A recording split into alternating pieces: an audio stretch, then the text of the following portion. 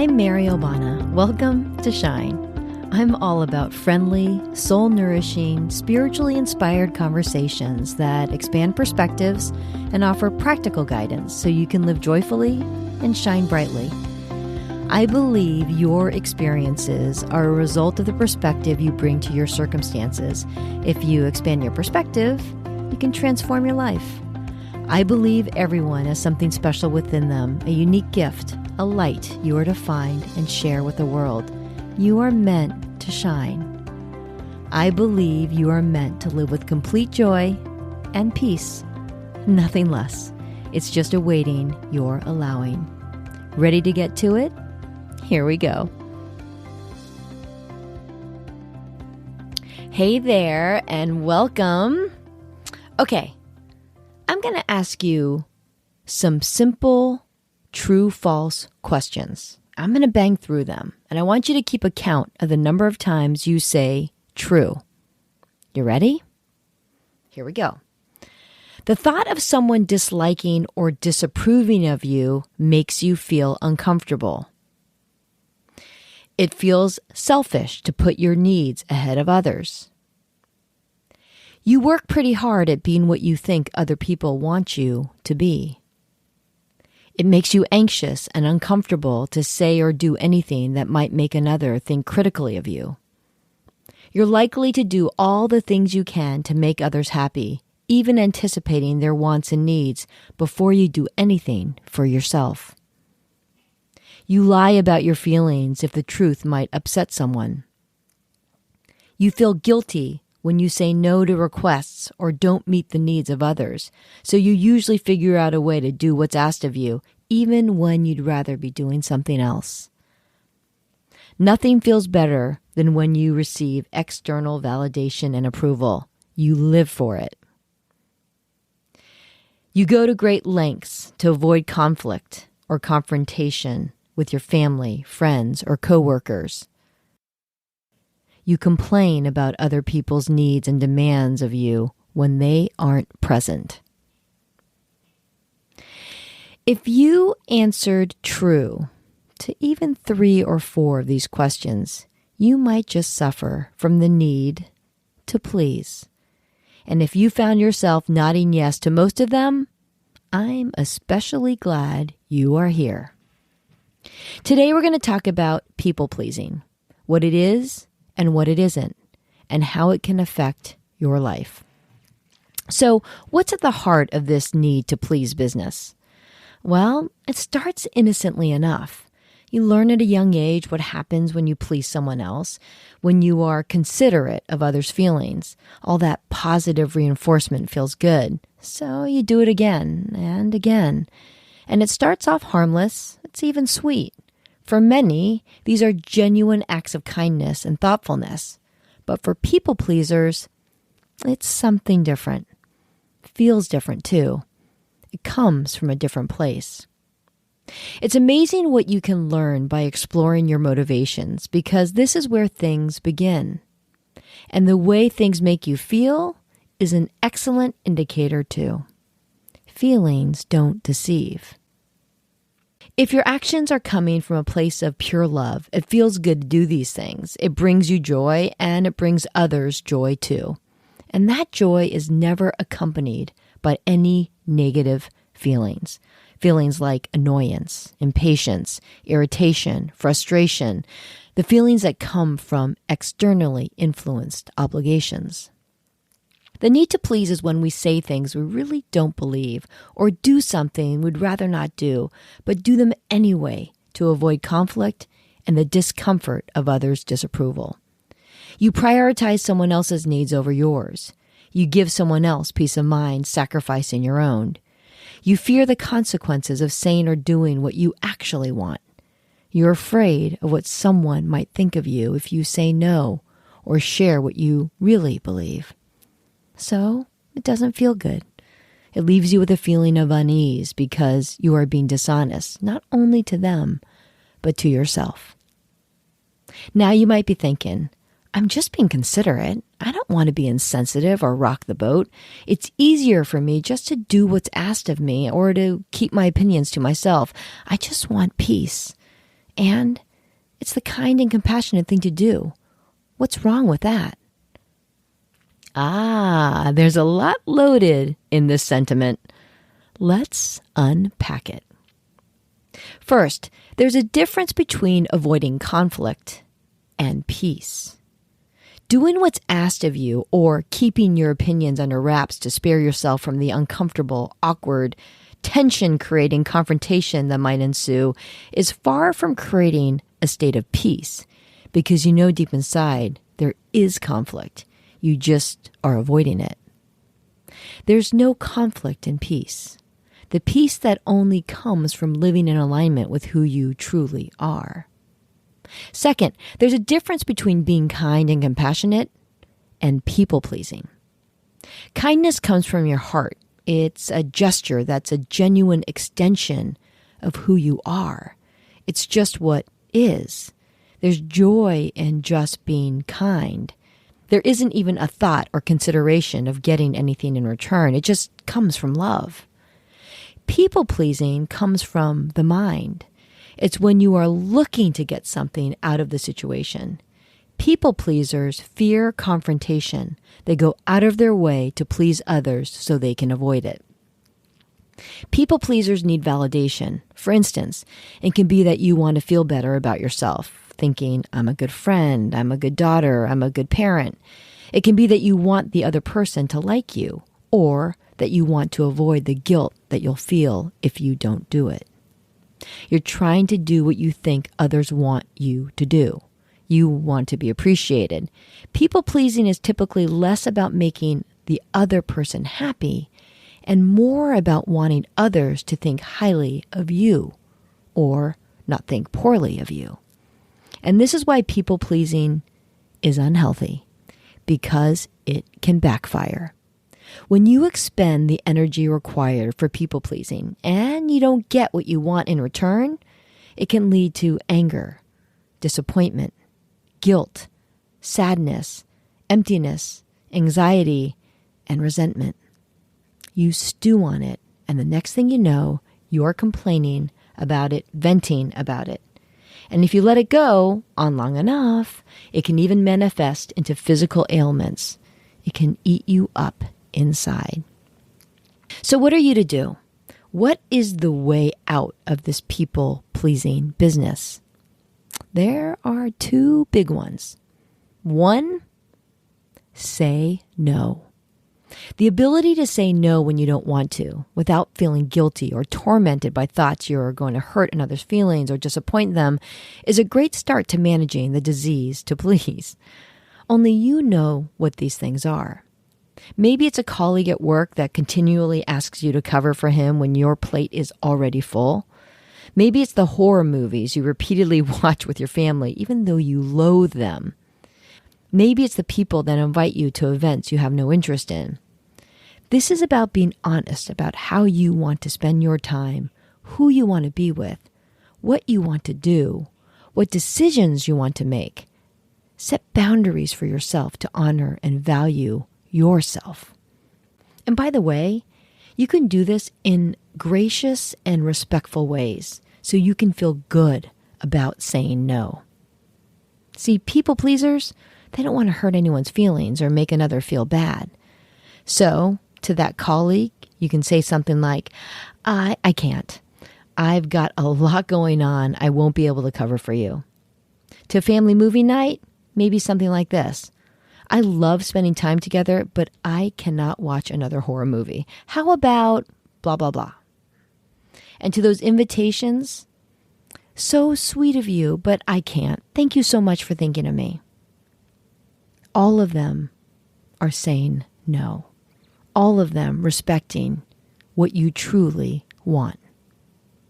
Some feel guilty for not doing what they believe others expect of them. Some feel selfish for honoring themselves. Some feel a need to be liked, desperate to avoid creating any negative thoughts others might have of them, so they deprioritize their own needs. Your mind tells you that speaking your truth will create anger, hostility, rejection. And you don't want to live like that. But one must ask, who is it that you are so desperate to have in your life that doesn't honor and respect you? your needs, your thoughts, your desires. Your time is precious. Spend it doing what you want and being with those that energize you. Those that feed your soul, bring you joy, with whom you can be yourself. That love the real you for who you truly are. No pretending, no wasted time, just joy and genuine love. And this is an essential remedy to people pleasing. You ready? Be you.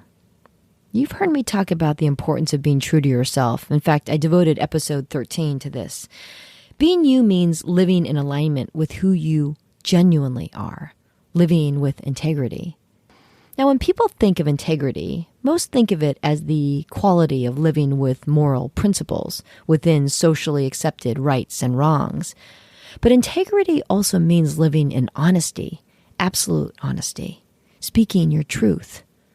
Sometimes living authentically and with integrity can be difficult, particularly as it relates to how you think being honest may influence the way others may feel about you, which can be very uncomfortable for people pleasers. When you are motivated by the approval and validation of others, when you are looking to others for your value, for acceptance, you are being taken away from your truth. And it's actually crazy when you think about it. People form their opinions based on their experiences, their lenses. The way others view you has shockingly little to do with you and everything to do with their perspective. Maybe one person sees you as short and another as tall. Perhaps one sees you as a fast runner and another as a slow one. Maybe one sees you as a bit lethargic, maybe even a bit lazy. And yet another thinks you are a productivity machine. Living your life through the lens of others is a daunting task because everyone has their own unique perspective, the result of their own standards based on their distinctive vantage point, their beliefs, their feelings, their ideas. When we live our lives through the lens of others, it's difficult to see ourselves. We can't see it from over there. Who you are comes from within you. Do not replace others' thoughts with your own. Find your truth, what is right for you, for the reasons you find most important. Don't feel guilty for being true to yourself. Never apologize for being you. You are a beautiful, beautiful soul. Your job is to be completely you. You have come to this life to contribute yourself to the human experience. But if you represent yourself as a manufactured sum of all others' expectations of you, you are not contributing to the world in the way you must. The need to please can result in abandoning yourself. Everyone suffers without the authentic you. Who you are doesn't come from the outside. It doesn't come from other people, even those you love most. Who you are comes from within you. But living in alignment with that truth requires an internal connection, an honoring of yourself, unapologetically and confidently being, well, you. And sometimes we can spend so much time appeasing others, we lose a sense of who we are. You might be thinking even, oh my God, I spend so much time living up to the expectations of others. I don't even know who I am. Well, there's one way to finding out. Look for the joy. What genuinely brings you joy? Following the joy always leads you back to yourself, to everything that makes you uniquely you, to everything that is you. It's really amazing because it really works. You have to honor yourself. You see, deep down inside, everyone knows what that is, but can be so distracted by the noise of others. When we live in our minds and thoughts, we think of all the things that will be problematic with sharing our truth, because it might be hurting someone's feelings or finding yourself on another side of an argument. The world is meant to have beautiful souls shine, each in their own unique way. And when you are fully in your truth, there's something beautiful that happens. Not only do you contribute yourself to others, but your truth is steadfast. You don't feel ashamed. You don't feel as if you're not who you are. There's no satisfaction in the pleasing business because there's no end to the pleasing. It is exhausting, energy depleting. Walking in your truth, honoring who you are, is why you're here. When we're true to ourselves, there is no conflict. You can coexist harmoniously with others who are true to themselves, even when opinions differ. When others have a different view, it doesn't compromise your understanding of your truth or make you question who you are. It's simply an opinion of another, their thoughts on a matter. This distinction is essential to understand. This understanding of your truth enables you to coexist in your community peacefully with others. When you live in your mind feels threatened by conflicting thoughts, ideas, and beliefs. When you're honoring your soul, there is no conflict. It's only what is. And you can see others with love, not disdain, not with judgment. There's no anger or disappointment. You see others for who they are. This disease to please is a sign that you are not living in your truth, that you are not living your life. Return to who you are. This is the only way peace is found. Harmony will be created. Don't think of all the things that can go wrong. You are lowering your energy to one of fear. Elevate the energy to love. Return to who you are. Joy is love. Pure. Peace. The disease to please is a little sign that you may have lost your way. Find your way back home. Find your way back home.